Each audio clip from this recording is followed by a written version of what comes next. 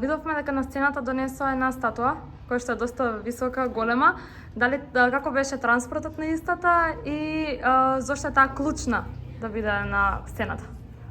What was the purpose of that statue you bring on the stage, and how was the transport of the statue?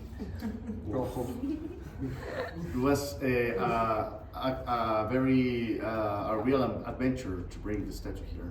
It was very hard.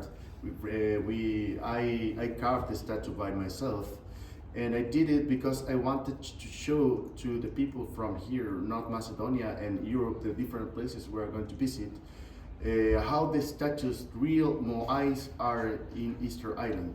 They are actually bigger than the Moai that we brought, but it's the feeling of having a big statue just right here in the stage, in your streets.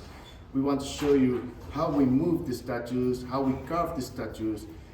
We want to show you also different some little problematic things that we have on the island about the statues that we want to return to Easter Island. And we will show you this during the different performances that we will have here in North Macedonia.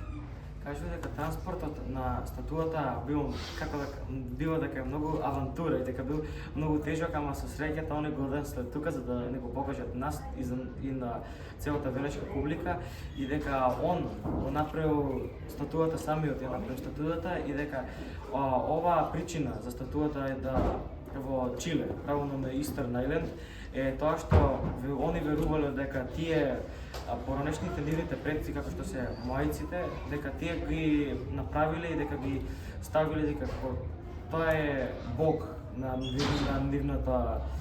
нивниот остров. И како што каже, тој остров е многу мал, ама сепак крие многу голема историја.